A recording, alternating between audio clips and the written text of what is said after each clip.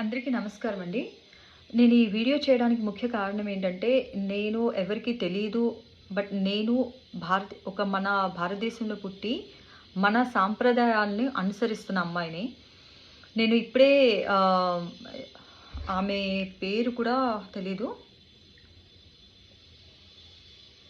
నందూరి హేమ మాలిని గారి వీడియో చూసి ఇప్పుడు నేను ఈ వీడియో దానికి ఆన్సర్ ఇస్తున్నానండి.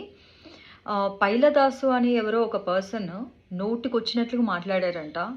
అతను ఎలా మాట్లాడారంటే, బ్రాహ్మణులు వీళ్ళకి చాలా పొగరు, వీళ్ళు పిండాకులు తిని బ్రతుకుతున్నారు, వీళ్ళు క్రిస్టియన్స్ని ముస్లిమ్స్ని వీళ్ళందరినీ తక్కువగా చూస్తున్నారు అని మనల్ని ఒకవైపు సపోర్ట్ చేస్తూ అందరికీ గొడవలు పెడుతున్నాడండి. అయితే ఆ పైలదాస్ గారి గురించి ఆయన ఏం మాట్లాడారో ఆయన మాటలు ఒకసారి నేను వినిపిస్తాను మీకు.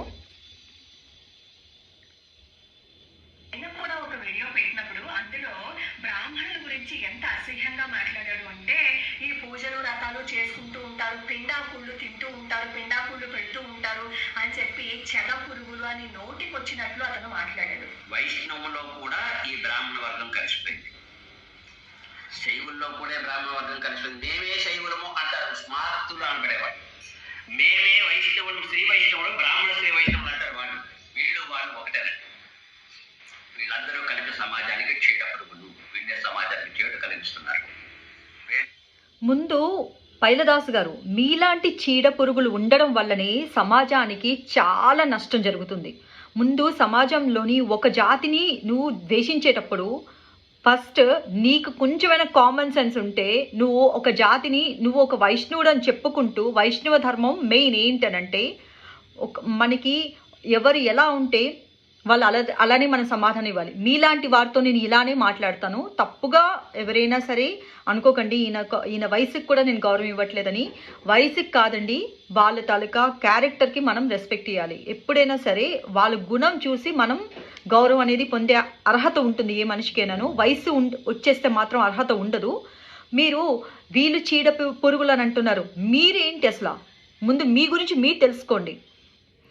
వైష్ణవ ధర్మం ముఖ్య ఉద్దేశం ఏంటంటే, వాళ్ళు ముక్తి కోసమే, మోక్షం కోసమే వాళ్ళు భగవంతుని ఆరాధిస్తారు. పరధర్మని అంటే బయట ఏ క్యాస్ట్ని కూడా వాళ్ళు కామెంట్స్ చెయ్యరు. పరధర్మని ఎప్పుడు కూడా వాళ్ళు ఎలాంటి మాటలు అనరు. ముందు నువ్వు వైష్ణవుడు అని చెప్పుకోవడానికి అర్హత ఉందా? నీలాంటి వాళ్ళ వల్ల వైష్ణవుల్లో భగవంతుణ్ణి సేవిస్తూ, భగవంతుని నమ్ముకుంటూ మంచి పనులు చేస్తున్న ప్రతి ఒక్కరికి ఒక మచ్చ. ఇంకొకటి, నేను బ్రాహ్మణ్ కాదు, నేను బ్రాహ్మణ్ జాతి అని చెప్పేసి నేను వాళ్ళు సపోర్ట్ చేస్తున్నట్లుగా నేను ఈ వీడియో చేస్తున్నాను అనుకోవచ్చు. కాదండి, బ్రాహ్మణులు వాళ్ళకి ఎంత గౌరవం ఎందుకు దక్కిందనేది వాళ్ళు చేసే పనులు బట్టి, వాళ్ళ ఆచారాలు బట్టి, వాళ్ళు అన్ని ఆహార నియమాలు పాటిస్తారు. వాళ్ళు 3 సంధ్యలు చేస్తారు, వాళ్ళు యజ్ఞ యాగాదులు చేస్తారు మనం వర్షం కురవడానికి. ఒకప్పుడు రాజులు సైతం వీళ్ళ కోసం వీళ్ళు ఆలోచించకుండా మన రాజ్యం బాగుండడానికి వీళ్ళు కష్టపడుతున్నారని చెప్పి వాళ్ళు బ్రతకడానికి కొంత అమౌంట్ ఇచ్చేవారు. ఇప్పుడు బ్రాహ్మణులు ఇతను ఏం చెప్తున్నారంటే, బ్రాహ్మణుల్ని సింహాసనానికి ఎక్కించేశారు అని, వీళ్ళని క్రిస్టియన్స్ని దించేశారని. ఫస్ట్ మత కులాలు మధ్యన ద్వేషాలు ఇలాంటి మనుషుల వల్లని. ఇంకా ఎన్ని సంవత్సరాలు కొట్టుకుంటారు. ఒకప్పుడు వీళ్ళకి మనకి స్వతంత్రం కావాలని ఫైట్ చేసింది. సో వీళ్ళు ఫైట్ చేసిన వాళ్ళంతాను స్వతంత్రం కోసం కష్టపడి ఇప్పుడు జాతి మత ద్వేషాలన్నీ మొత్తం క్రియేట్ చేయండి. మేము ఈ కాస్ట్, మీరు ఈ కాస్ట్ అని చెప్పేసి, ఈ కులాలు వర్గాలు అని చెప్పి కొట్టుకు చచ్చిపోండి. ఇంకా శైవులు అంటారు, వైష్ణవులు అంటారు.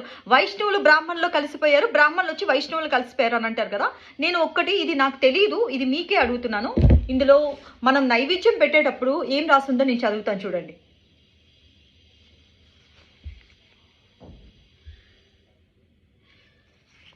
ఓం ప్రాణాయ స్వాహ, ఓం అపానాయ స్వాహ, ఓం వ్యాసాయ స్వాహ, ఓం ఉదానాయ స్వాహ, ఓం సమానాయ స్వాహ, ఓం బ్రాహ్మణే స్వాహ. అంటే మనం శ్రీమన్నారాయణకి మహానైవేద్యం పెట్టేటప్పుడు చివరన ఓం బ్రాహ్మణే స్వాహ అంటేనే ఆ నైవేద్యం ఎక్కుతుంది. మరి శ్రీమన్నారాయణకి లేని కాస్ట్ ఫీలింగ్ మీకెందుకు బాబు?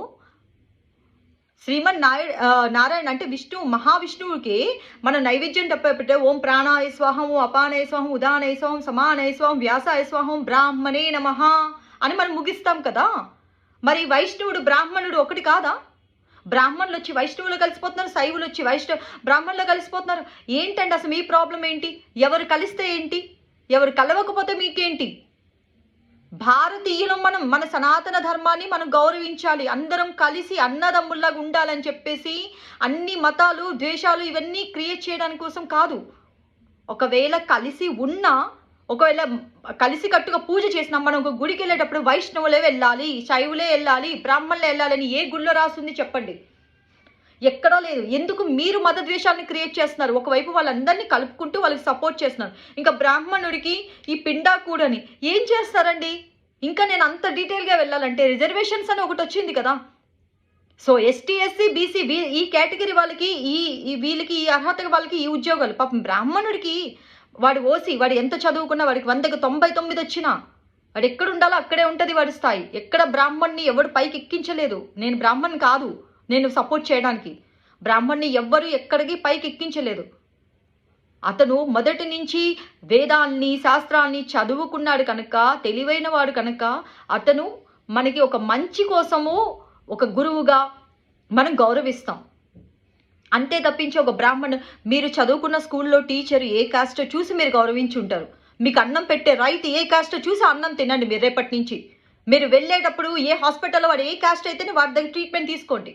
నువ్వు వైష్ణవుడా, నువ్వు శైవుడా అని ప్రశ్నించండి. నువ్వు బ్రాహ్మణుడు అయితే నేను ఇంటికి వెళ్ళిపోతాను. నువ్వు పిండాకుడు పెట్టకు. ఆ పిండాకుడు ఏది పెట్టిందో బ్రాహ్మణుడు పాపం దానాలతో బతికేస్తున్నాడు. ఒక దానం తీసుకోవడానికి ఎన్ని లక్షల గాయత్రి జపం చేయాలో మీకు తెలుసా? లేకపోతే మీరు చేసిన మీ దానంలో మీకు వచ్చిన అరిష్టాలు మొత్తం తన జీవితాంతం నన్ను భరించాలి. ఆ అర్హత ఉన్నవాడు దానం తీసుకుంటాడు. ఈ రోజుల్లో ఎలాంటి వాళ్ళకి ఉద్యోగాలు లేవు, ఎలాంటి అవకాశాలు లేక కొంతమంది ఆ ధనంతో బతుకుతుండొచ్చు. కానీ అంత మాత్రాన బ్రాహ్మణ్ణి చాలా అసహ్యంగా మాట్లాడడం, పిండాకుడు తింటున్న అనడం. ముందు వ్యక్తిత్వం, మంచి వ్యక్తిత్వం ఉండాలి. ఒక శాస్త్రం గురించి మాట్లాడాలన్నా, ఒక సిద్ధాంతం గురించి చెప్పాలన్నా, అబ్దుల్ కలాం గారి గురించి నందూరి గారు చెప్పారు కదా, హేమమాలిని గారు. అబ్దుల్ కలాం గారిని ఎంతమంది గౌరవిస్తారు? ఆయన ఏ జాతి అని చెప్పి గౌరవించలేదు, ఏ జాతి అని చెప్పి గౌరవిస్తున్నారు ఆయన్ని. ఈయన ఇంకేం మాట్లాడారు వినండి. సమాజానికి చేటు కలిగిస్తున్నారు. వీళ్ళకుండా పూజలు వ్రతాలు వీటి వల్ల వీళ్ళు బ్రతుకుతున్నారు. ఇవి బాగా వృద్ధి పొందాలంటే హిందూ అనే ఒక మత విద్వేషాన్ని రెచ్చగొట్టాలి. అది వాళ్ళ ఎజెండా. ముందు ఇతను ఎవరు ఏ బ్యాక్గ్రౌండ్ చూసుకుని ఎవరు ఎంత అమౌంట్ ఇస్తే ఇలాగ హిందూ మత ద్వేషాలని క్రియేట్ చేయడానికి వచ్చాడో నాకు తెలియదు. సో ఈయన ఎవరి దగ్గర ఏం తీసుకొని ఇలా ఇష్టం వచ్చినట్లు మీడియా ముందుకు వచ్చి మాట్లాడుతున్నారో తెలీదు. ఇక మీడియా ఉంది కదా అని మీ ఇష్టం వచ్చినట్లుగా నోరు పడేసుకుంటే, ఇప్పుడు రోజుల్లోని ప్రతి ఒక్కరికి మీడియా అనేది ప్రతి ఇంట్లో ఉంది, ప్రతి ఒక్కరు వింటున్నారు. దయచేసి మనము కెమెరా ఉంది కదా అని ఆన్ చేసేసి మీ నోటికి వచ్చినట్లుగా మాట్లాడకండి. ఏది పడుతుంది పోస్ట్ చేయకండి. ఏదైనా చేస్తే దానివల్ల ఒక మనిషికి మంచి జరగాలి. మీ వల్ల మంచి జరగకపోయినా పర్వాలేదు, చెడు జరగవద్దు. ఇప్పటికే హిందూ మత ద్వేషాలని చెప్పి అవి ఇవి చాలా గొడవలు జరిగింది. చాలా నష్టపోయాం మనం స్వతంత్రం కోసం ఫైట్ చేయాలా, లేదా మళ్ళీ మన జాతులు, మన మతాలు, మన కులాలని చెప్పేసి వాటి కోసం ఫైట్ చేయాలా? ముందు భగవంతుడికి లేని ద్వేషాలు, భగవంతుడికి లేని జాతి మత భేదాలు మీకెందుకండి? ఏ వెంకటేశ్వర స్వామి విష్ణుమూర్తి వచ్చి చెప్పాడా శైవులు నా గుడికి రాకూడదు, బ్రాహ్మణులు రాకూడదు, నేను బ్రాహ్మణుని కాదని చెప్పాడా? లేదా మహాశివుడు వచ్చి చెప్పాడా? అసలు మనం పూజ చేసేటప్పుడు కార్తీక మాసం చేస్తాం మహాశివుడి కోసం, మళ్ళీ వెంటనే మనం ధనుర్మాసం చేస్తాం విష్ణుమూర్తికి. ఎందుకంటే మనకి శివ కేశవులు వేరు కారు అని చెప్పి మనం వెంటనే శివుడిని కేశవుని పూజ చేస్తాం. మనం పగలు మన విష్ణువుని పూజ చేస్తే మళ్ళీ సాయంత్రం మనం శివుడిని పూజ చేయాల్సిందే. ఇప్పుడు మనము కేదార్నాథ్, బద్రీనాథ్ వెళ్తాం. కేదార్నాథ్లో ఎవరున్నారు, బద్రీనాథ్లో ఎవరున్నారు? ఎందుకు పంచరామాలు అని అన్నారు?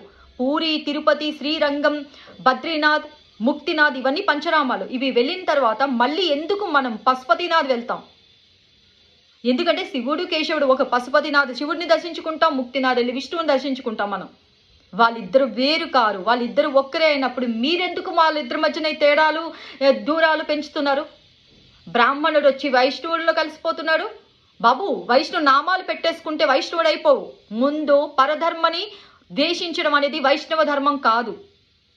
ఎవరైతే పరధర్మాన్ని ద్వేషిస్తారో వాడు వైష్ణవుడు కాదు. మూర్ఖులతో వాదించడం చాలా తప్పు అని చెప్పి చాలామంది నోరు మూసుకొని ఉండొచ్చు. కానీ ఇలాంటి వ్యాఖ్యలు వినడం వల్ల చిన్న పిల్లల నుంచి వాళ్ళల్లో ఇవే బీజాలు వస్తాయి.